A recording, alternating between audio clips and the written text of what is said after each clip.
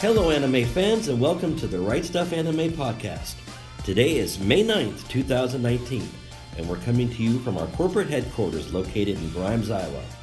On today's podcast, we'll be discussing what we're watching and reading, we'll play a word association game, discuss some of the contests we have going on right now, and when not to spoil. So without further ado, let's get this show on the road. Hello everyone, my name is Thomas Breckenridge. I am the merchandising manager at Right Stuf Anime. Hey, I'm Will. I am a social media coordinator at Right Stuf Anime. My name is Quinn, and I'm merchandising in Right Stuf. And my name's Michael, and I am also in the social media department. Cool, and this is Quinn's first time on the podcast, so Yay! it's all about the podcast. Cool. Quinn, can you kind of explain what a day in the life of a merchandising coordinator looks like? That's what it looks like. It's a bunch of lots of different things. We prepare sales, so we pick out all the items that you guys find and love, maybe something that you haven't even seen or know about. So we get to dig through our entire catalog on the website, find the items, put them in sales. We keep and maintain the website as well, so hopefully any mistakes are never found because we don't make them. And, oh, good grief, lots of prep for lots of different things. Lots and lots of different things. That's all I'm going to emphasize. Yeah, we're already starting work on our birthday sale that will be coming up in July. We are going to be celebrating our 32nd birthday.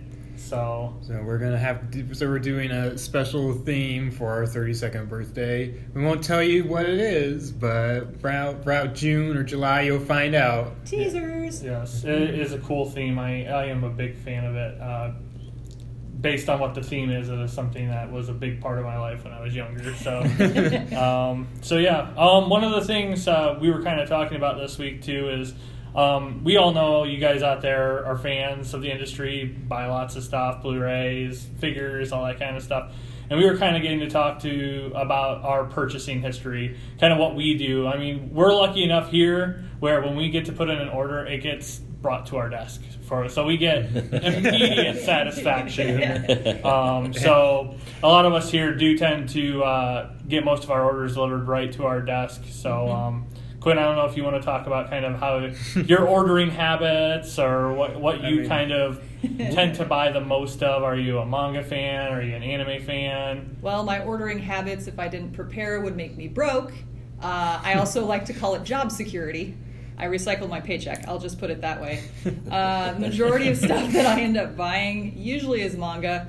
I fill in collections because I'll find them, out and about and be missing a couple of volumes, so I'll pick them up. I do order pre-orders farther out, and that way they just randomly show up on my desk, and I'm like, oh, I forgot I ordered this. So occasionally people are like, how can you forget what you ordered? And I'm like, easy. I ordered this 6 months ago. I try and keep my budget in line by timing my own purchases to sales, so that helps. And then, for the giant sales, is that working? Yeah, I know, right? And for the giant sales, like holiday and birthday, I actually have started paying myself $20 and putting it in the piggy bank. And then when the sale hits, I have a big wad of cash to blow, and that eases the burden on the overall purchase. So yeah. There's some planning behind that, so I don't starve. Yeah, Will, have you gotten anything ordered to your desk here? Oh yeah, whenever I just started working here about a year ago, and whenever there was a sale on, I just didn't check my checking account, and I just ordered what I could. That's dangerous. It is dangerous, but I controlled myself by I could pick 5 of any items that I wanted or something, and per sale, and once I got that down, I was able to keep it slightly in check. Slightly in check?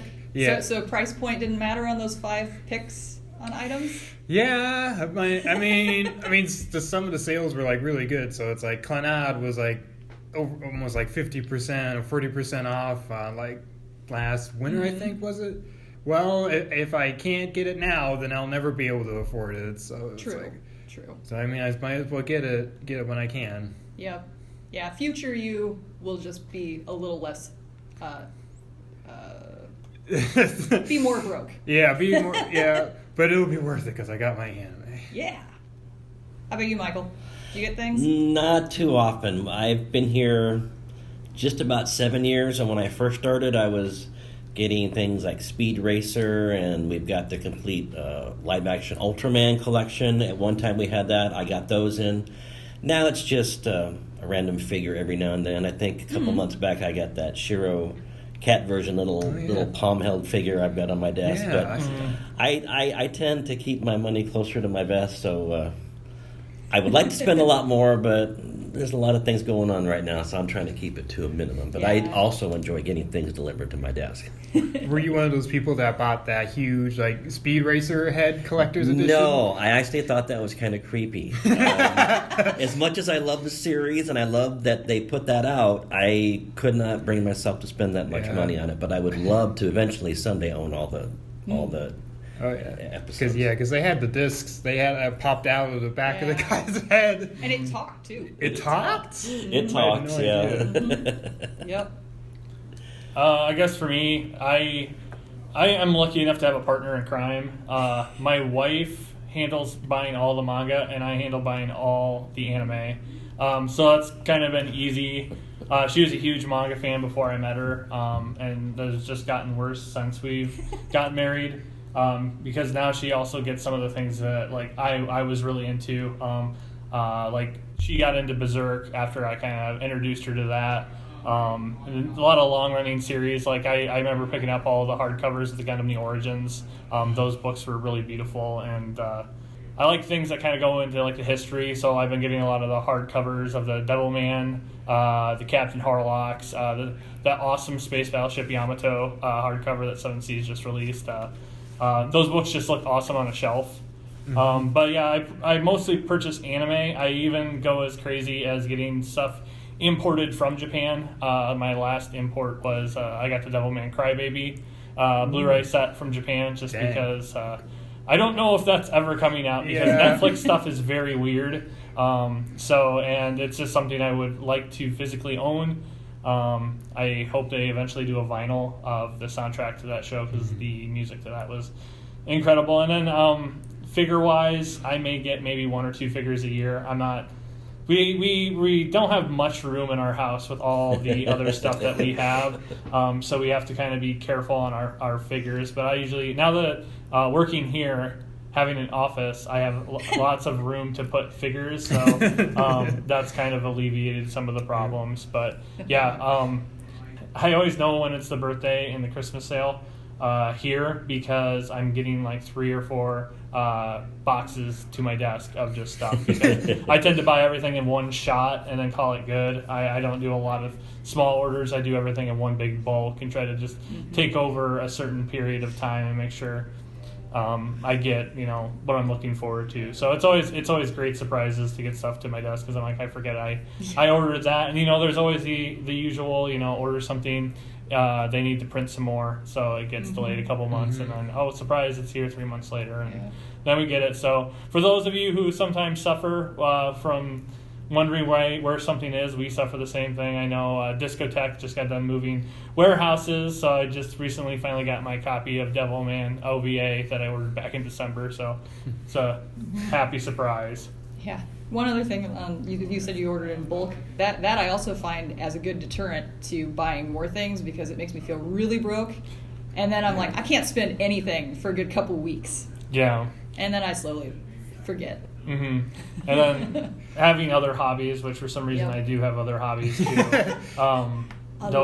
is that? Yeah, I'm a big physical file, so I buy a lot of 4K movies and stuff like that. So I'm also picking up the Marvel movies and anything that gets a really good video upgrade, like the Alien 4K just came out, which looks incredible for a late 70s movie. That movie could be released today, and you wouldn't even be able to tell that it is as old as it is with how great it looks. So it's one of the good things about creating a backlog of stuff. Also, it helps with money and stuff. Yeah, cool. So, what has everybody been watching? We're I think 5 or 6 episodes into the new season of anime. Has anything jumped out to anybody, or has anybody started watching anything new? Well, speaking of backlog, I've been trying to go through my backlog of stuff. I just finished watching The Promised Neverland, the first 12 episodes of that, and I gotta say, I really did enjoy it a whole bunch. I was not expecting it to get as dark as it did. Just what Mom was willing to do to keep the way things were just, I was not at the moment between her and Emma. I'm sure you know, was really shocking to me, and just the sound effects that came with it were just like, ugh. So Will's looking at me like, oh shoot, spoilers over there. Don't do that. So did you read the manga before? No, Okay. And this is actually the first time I've ever wanted to go back and read a manga after seeing an anime. Yeah, I think there's certain things in the anime that work better animated, like some of these scenes, the build up, they're able to execute a lot better. With the manga, they kind of are able to spend a little bit more time with the characters, especially with Mom and I'm not remembering her name, Sister Crone. That's it. Her character too, like, she gets fleshed out a lot more in the manga. And I kind of enjoy that. So it's kind of, you can enjoy both, because watching something be animated and play out in front of you sometimes is a lot different than the way your eyes portray it when you're reading a manga from panel to panel. So you don't realize how much tension there actually is in the scene until it's animated sometimes, and I feel some of that stuff comes through way better than it did in the manga. But like I said, the characterizations, the development there is just kind of better in the manga. But next year is season 2, so yeah, that's actually the main reason I wanted to go back and read the manga, because because Crony and Mom weren't really I felt like there was more stuff in the manga that they weren't showing in the anime, so I wanted to go back and read all of that, hoping to get a better insight. But I'm also jokingly watching one of the greatest animes currently going on this season, and that's the NBA and NHL playoffs. Yay, sports ball. Yay! Yay. Well, I'm not watching something new. I'm not watching anything new this season, but I think I may have mentioned in our first podcast that I was watching Food Wars. So it took me a while to get going, because at the first few episodes where everybody was having a food orgasm like every 5 minutes. You have to make it through that first episode. Once I got through that, it actually got a pretty good story. I think I'm on episode 13 or 14 now. I don't get to watch it every night, but it's really starting to take shape, and I'm really enjoying it. So if anybody is kind of on the fence about whether they should watch Food Wars or not, I would highly recommend it. Stick out that first episode. You can do it. I have faith. What about you, Quinn? I'll have to try. Let's see. For this season, I've been watching the new Fruits Basket. It sticks closer to the manga, so like what Will was talking about, wanting to go back and read the manga. It's a little different. Like the latest episode that I've seen, it's when Toru is contemplating wanting something for herself and being selfish, quote unquote. And I didn't even realize that that Kyo and Yuki are like in the scene, but they aren't in the manga. Like they just show up. Are you talking about the forehead outside, flick? No, where they're outside the sliding glass door. Oh, okay. Like they aren't even. That isn't even part of the manga. The It's forehead like a new flick thing. too. That's not part of the manga either, is it? I didn't even know they were outside the sliding door. I just remember Yuki showing up and being all sparkly and being like, "Well, let's go home then." Yeah, that's all I No, remember. that scene was different. Yeah. And I, it's been a while since I read it, but the one thing I didn't remember was the forehead flick, and I remember seeing it. I was like, I don't remember that Well, happening. I had to go back and watch it again because I'm like, why does he keep freaking out about Yuki being a guy? Like he just keeps saying it over and over. And I'm like, oh, I got it the second time. But like with that episode in particular, it was so emotional, and it was like they hardly covered any ground. I don't think I've like teared up through an entire episode for a long time. I had to go get the stupid Kleenex. I was like, no, stop making the feels happen. Stop. But it's really good, and I've been enjoying it. I kind of like, so I've seen the first series of Fruits Basket too, so it's hard for me to think about the Japanese voice actors because I watched the original in the English dub. So Shigure to me just sounds different, but of course he would because it's the English voice actor, and I'm watching the Japanese now, so I'm like grappling with that in my head, even though I know it makes no sense. But yeah, I've really been enjoying that. I've been keeping up with Rising of the Shield Hero too. That's been getting really good. So do you feel like for Fruits Basket that a lot of the comedy is missing?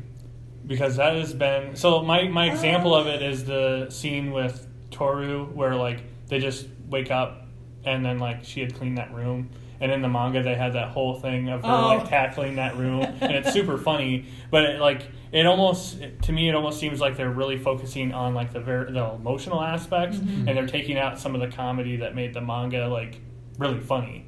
I think it's been too many years since I've seen the original anime, and too many years since I've read the manga that I've forgotten. And that's one nice thing about having a lousy memory is that I can just enjoy stuff as it's presented now. So, like, even that scene with the sliding glass door, I didn't even realize that wasn't was an original scene. So, like, I'm enjoying it for what it's presenting, and I try not to compare things. So I think that if you start comparing things, then it might take away from it for what it's presenting. And I think you are right. I think they're going for more emotional. But I still find myself giggling at the little funny bits. Like, there's not a laugh out loud moment per se. But, like, when Kyo first shows up, he still crashes through the ceiling, and I completely had forgotten about that. That one made me laugh a lot. So no, I think the show's good. It's been interesting that what they decide to focus on, because I think I haven't watched the original anime. I was never one of the early adopters of it, but I hear that there was a lot more comedy in the original one. But the manga, from what I've read, they've taken out some of the comedy stuff. And to me, it's still a good show. I'm still watching it. It's just been interesting that they go for that focus instead of kind of a mix. But I think they said this is supposed to be 52 episodes. Probably. Because it says first season on it this time. No doubt it's going to be in the 50 range. And even like with 52 episodes, I know you're like, 52 episodes, you're going to be able to cover everything. It is a huge series. It is. And it's still like, there is going to be things they need to cut, even in 52 episodes. But we'll get to see all the Zodiac characters this time. That's true. Everyone will get to show up.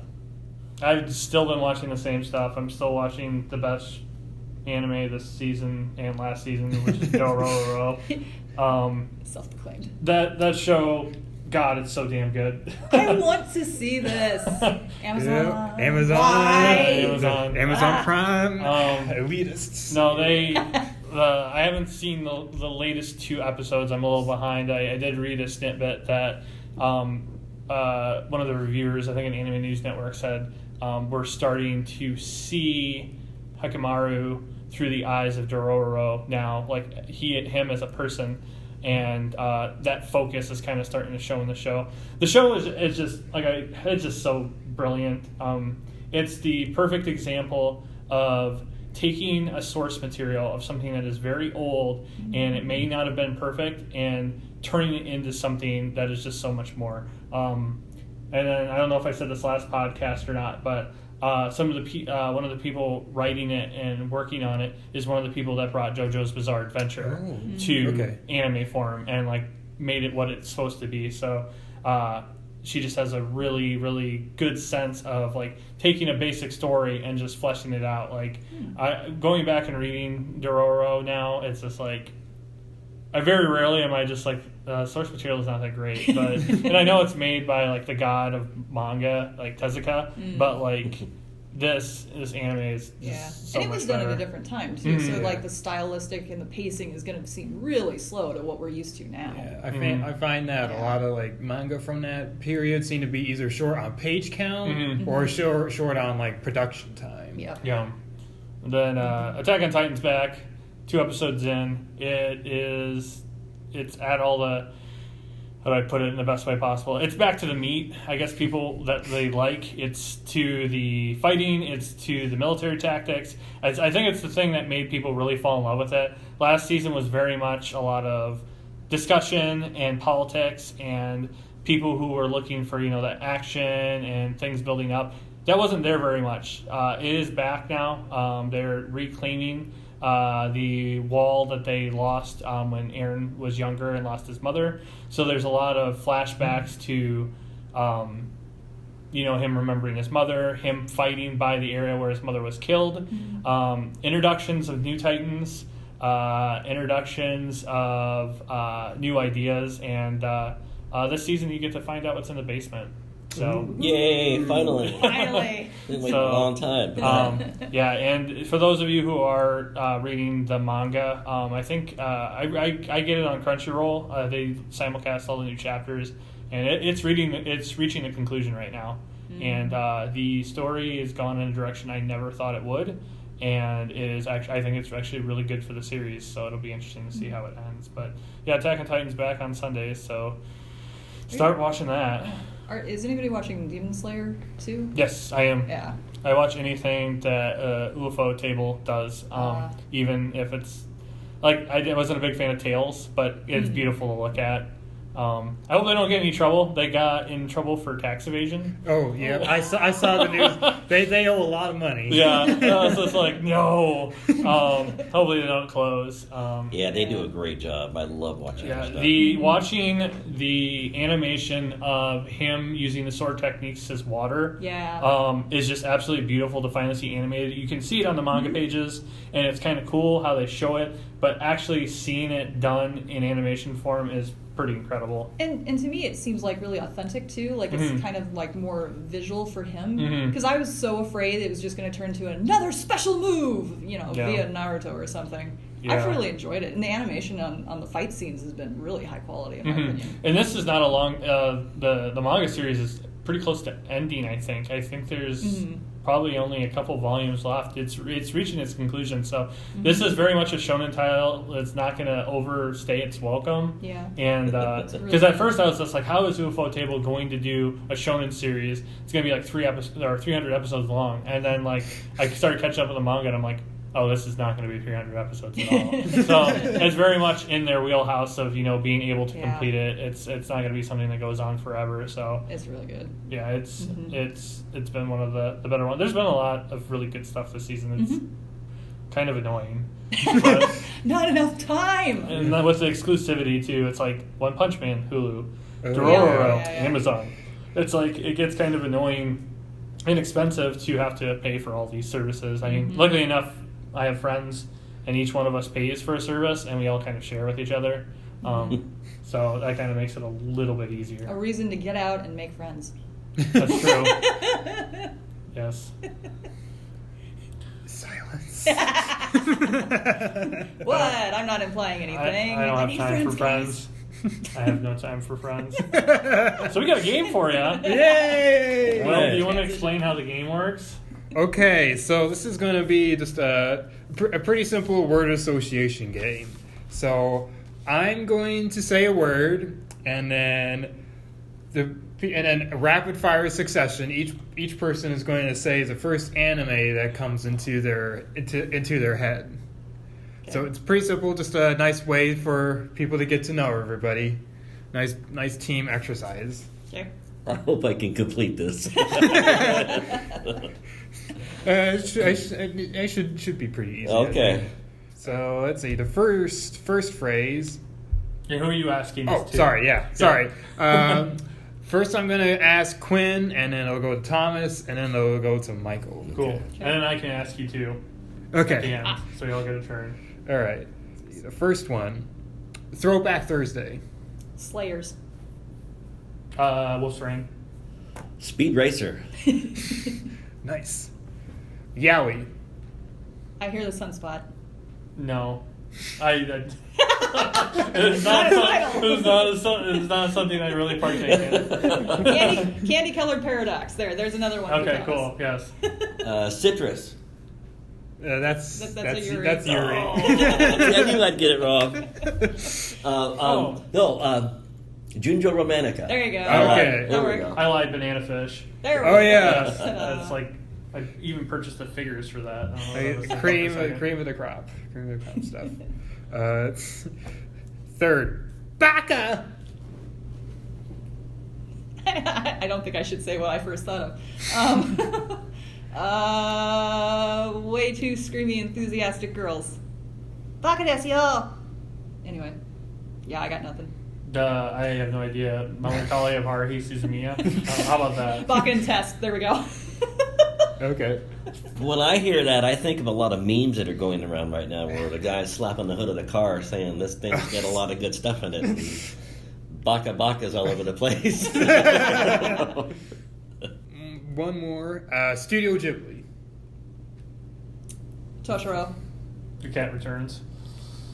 Princess Mononoke. All right.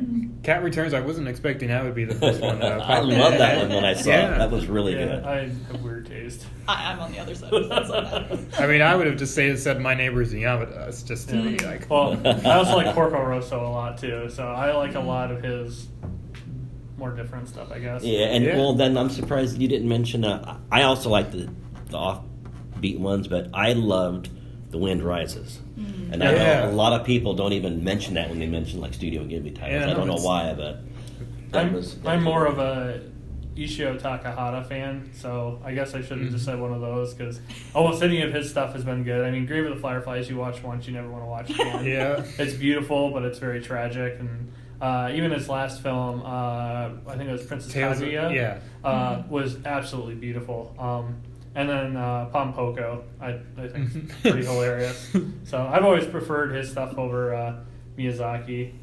But I mean, they're both bitter, angry, old men. But I always like Takahata stuff. Only yesterday, I still remember driving all the way to Minneapolis to go see it. And it was I can't remember what the theater was in Minneapolis. They had the big sign up, and it said only yesterday. Featuring a dub, featuring a dub with famous people, and that's literally what they wrote, and it just made me laugh so hard because it never really got a great release here. But only yesterday is probably one of the, I think it's the best Takahata film. But. Okay. Any other questions for the game? No, that was it. There was one more I wanted to try out. Okay. See you get discussion going. Overrated. Evangelion. I just started a war. That is my favorite series. That is the reason I am an anime fan. My Evangelion. You can't defend this. You're supposed to say your own title. I went to film school, and in one of my courses, one of the English courses I took, we had a manga assigned as something to read. And the class focused on existentialism. And that was my introduction to Evangelion, was the manga. And then I watched the anime, and then I was completely blown away, and I fell in love.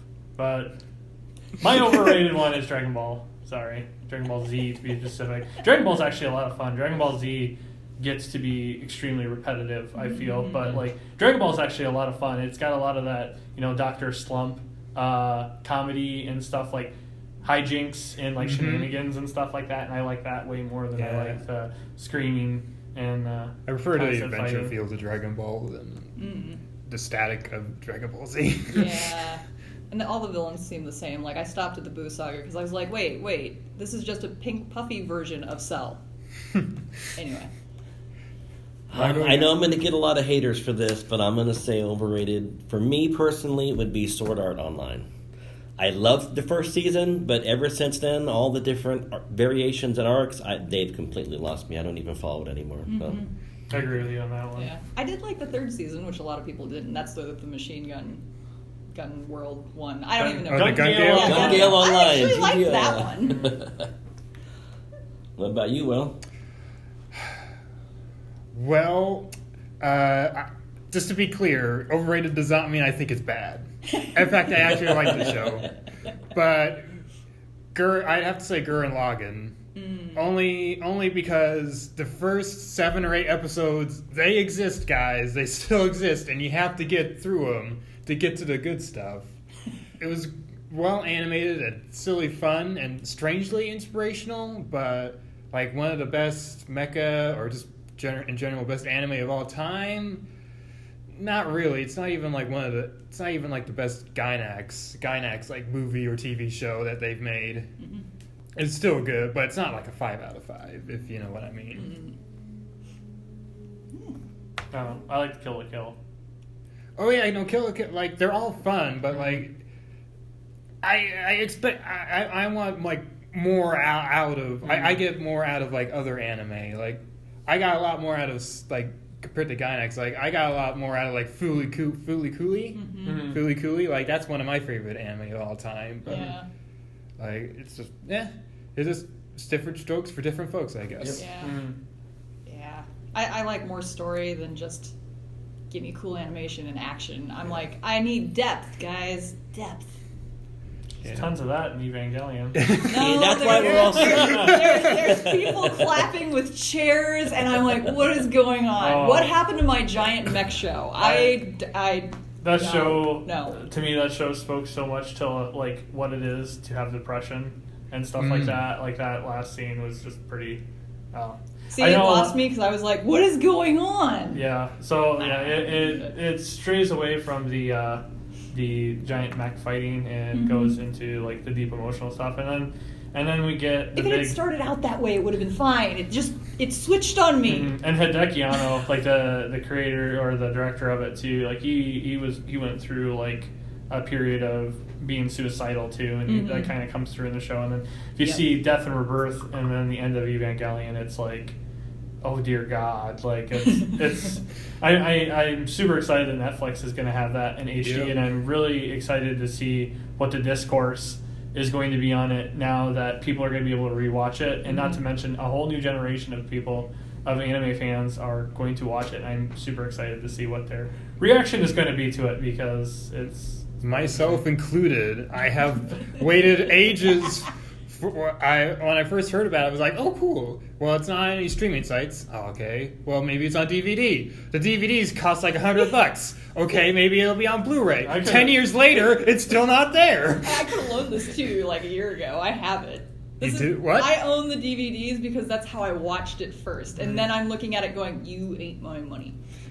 Well... Yeah, I know. Now he's like, ooh, please, please. This is good information to know. Yeah, all right, you guys are going to have to talk after the podcast. I know what I'm doing next weekend, and then watching it, and then watching the actual movies like when they come out on Netflix. Yeah. Because I'm sure I'm going to get a little screwed over by the ending, but I'm totally expecting that. I'm totally excited for it. cool. So we've got some contests going on too as well. Yeah. What do we got going on? We're working with G Kids on a Nausicaa ticket giveaway, so we're giving out 2 free tickets for a showing for Nausicaa. They're celebrating the 35th anniversary this year. Congratulations, Miyazaki and everybody. Read the manga. Yes, please. Like, the manga is like, if you love the movie, you're gonna get blown away by it when you read the manga of it, because it goes so much more into the story. And like, isn't it like technically it covers like only like the first quarter of the manga? And there is some things that they leave out as well too. So, and then the Viz release of it is just hardcover, really beautiful. In a box set. Yeah, it's it's very nice. super nice. And then a second contest that we're putting on ourselves. I am excited for this. I wish I could sign up for it, but it's the latest films from the anime director Masaki Yuasa. He did the Tommy Galaxy, Devilman Crybaby, obviously. We're giving out a couple of his films, Lou Over the Wall and The Night is Short Walk On Girl. So we're giving away Blu-ray copies of that. That's very good. Yes, and his other... we have Ping Pong. We still have Ping Pong on Blu-ray. You gotta get that. It's possibly the best sports anime of all time. I also want to mention that the Night is Short Walk On Girl, if you've seen the Tatami Galaxy, there's a whole bunch of references to it. So there's a bunch of, like, nuggets in there. Yeah, they even carry some character designs over from... It's almost like a different parallel universe within the Tatami Galaxy multiverse. So definitely, if you're a fan of Tatami, definitely check out Night is Short. Yeah, and those are contests that are... you can join that by going on to visit our website. You can go visit our website, folks, at rightstuffanime.com, and there's a contest section you can click on. You can see all the contests that are going on, and you can sign up for them, and hopefully one of you guys will be our next winner, and we'll be sending out the packages to. Fingers crossed. Yeah. So, one of the things I've kind of been interested in lately is, I know it's not anime related, but the discourse with Endgame and when it's okay to talk about spoilers. Never okay to talk about spoilers. It's been kind of an interesting thing too, because we're now, with social media and the way that the internet is, the minute like big things that are popular come out, it's all over the internet, and like even the directors, the Russo brothers for Endgame, came out and said, "Hey, please don't ruin this for people that want to experience it." They had this huge campaign. They had the actors, Josh Brolin as Thanos, saying like, don't spoil Endgame. And then like this Monday, the Russos said, "Hey, it is officially okay to talk about Endgame spoilers." And I think it had a lot to do with them releasing the trailer for Spider-Man Far From Home, which has a big spoiler for it. So thinking about things in like the film industry, Star Wars and all those kind of things, it makes me wonder, when is it okay to talk about spoilers in anime? So it used to be that most of the way that we watched anime was us buying physical copies of things when they were released, a year or two after they came out in Japan. So, I mean, trying to think of like Evangelion, like new people are discovering Evangelion all the time when like the DVDs are being released and stuff like that. So that wasn't a big thing, but now we are getting it almost the same time or a little bit after Japan does. So like, is it okay to talk about the show right after it airs? I mean, Game of Thrones has been a big one too. Like, are we all allowed to talk about it on Monday? Or yeah, there's definitely a rule set in place if you have multiple people watching the show, or you always have that one person who's like, "I'm busy this night. Nobody talk about it tomorrow."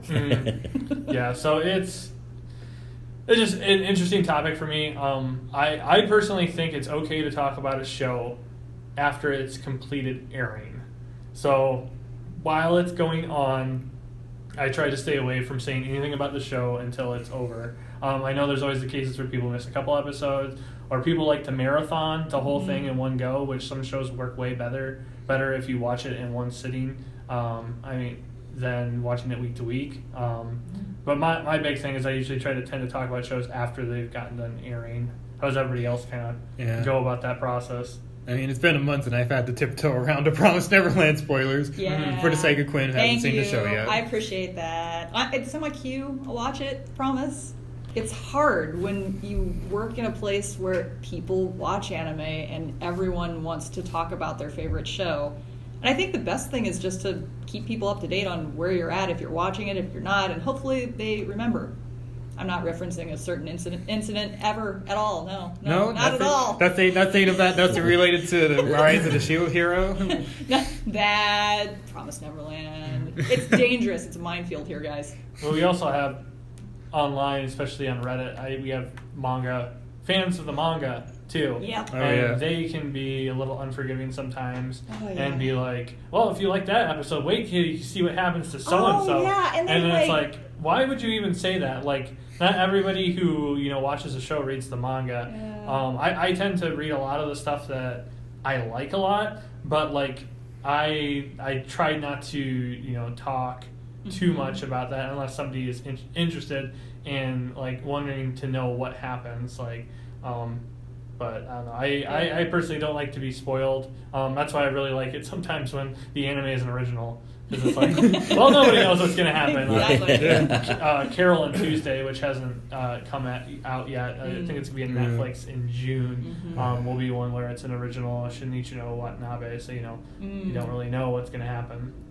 I think Thomas is following the right guidelines because there's really no hard or fast answer. Because I know from looking at posts on social media that there's anime that gets talked about, and I mean some of these may have been over 12 years old, and somebody will respond with a post and somebody will be back like, don't spoil it for me. It's like, well, it's been out for 12 years. Yeah. You need to be able to talk about it or at some point. To avert your eyes from those posts and not look at them. Yeah, so I don't really think you could ever win, with like not talking about spoilers. But I think we all brought it up as a group the other day, seeing that they were sports professional or a sports team trying to spoil Endgame the first day, then we saw a post the other day about a gentleman in China who was trying to spoil Endgame out in the lobby, and he got beat up for that. So he got physically beat up. People get really, really serious about spoilers, so we started talking about it as a group. Yeah. Well, yeah, I mean, one of those things I always remember is after The Force Awakens came out, we were leaving the theater, and sometimes I don't think people realize what they're doing. We saw the first showing of it, and we're all walking out, and then there's a line to go in at 9 o'clock, and somebody was just like, man, I still can't believe Han Solo died. And like the guy was laughing, and I just looked at him, and like immediately this guy, a big Star Wars fan, who's also a bigger gentleman and is probably 6'3", 6'4", big stature, big guy, almost got out of line to confront the guy. I'm surprised he made it out alive, but it's like you just have to be really careful. I mean, even like I remember in college, one of our big things where we would go see the movie together as a group, and we would go to a restaurant or something afterwards to discuss it. And I can't remember. I can't remember what movie it was. It was a horror movie. I think it was Paranormal Activity. We saw, and our waitress was really excited to see it, and they basically ruined the whole for her, and she took it really well, probably because like she didn't want to be completely rude to us, but what she was going after was a big tip. Yeah, at the workplace too, you got to be kind of careful on what watches. I mean, Game of Thrones, for those who watch it, is Sunday nights is almost a religion for people, watching it now. So most people have seen it, but I don't know. It just spoilers is just such an interesting thing. Like we're at the point now where a director tells us when it's okay to talk about it. It's like, what kind of world do we live in now where we have to wait on the director of a film to say when we can start talking about it or not? But I don't know. We've got a couple sales going on right now. As of this recording, still have Pokemon too. Yes, and we have our Pokemon sale celebrating the release of Detective Pikachu. I've got my tickets for tonight. I was talking to my wife. I was in 5th grade when Pokemon came out.